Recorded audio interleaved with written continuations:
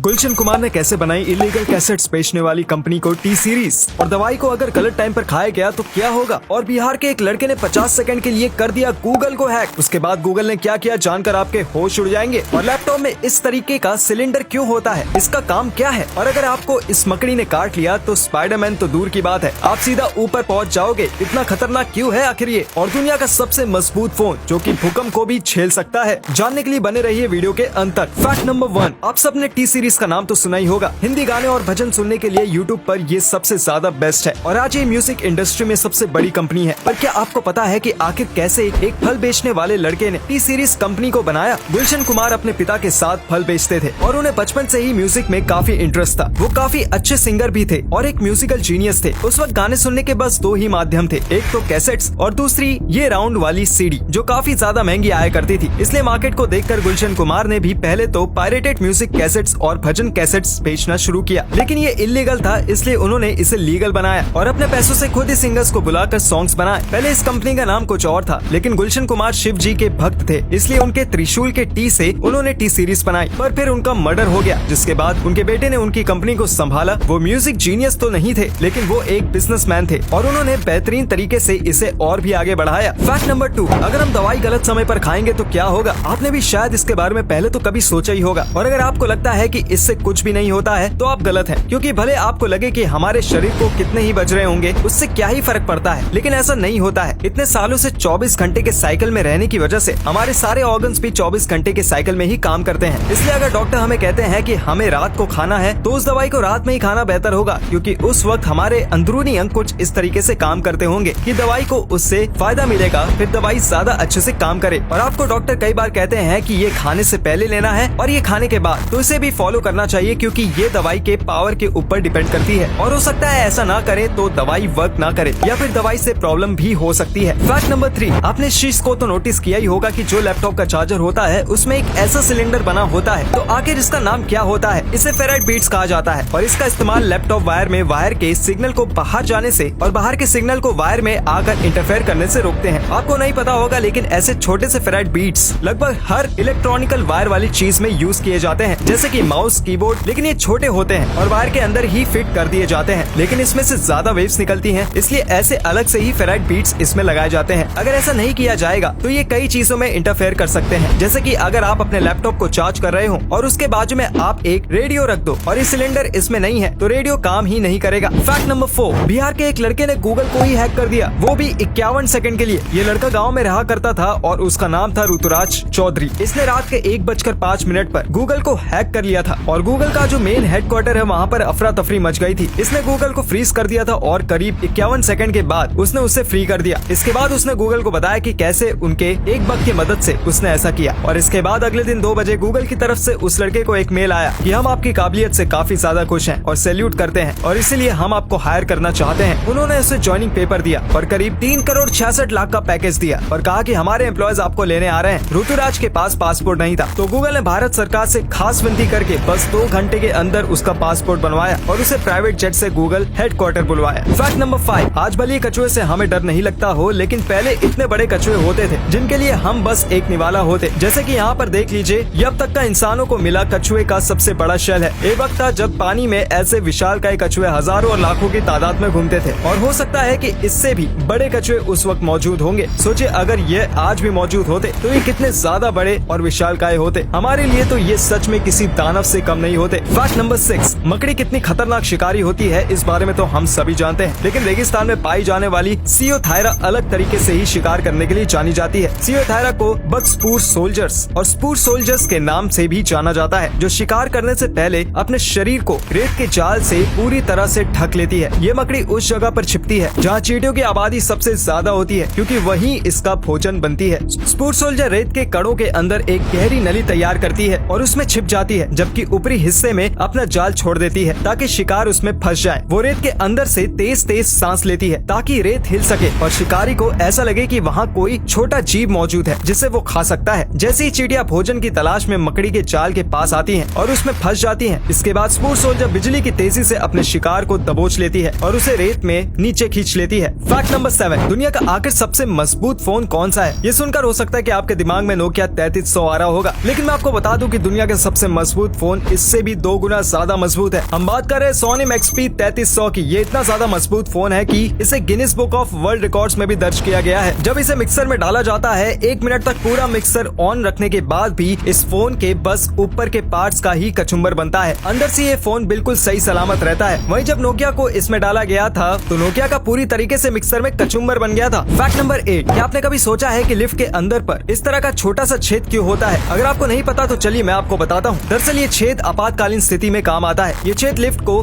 खोलने का ताला होता है। अगर कोई व्यक्ति लिफ्ट के अंदर फंस जाता है तो चाबी से लिफ्ट का दरवाजा खोलकर उस व्यक्ति को बचाया जा सकता है।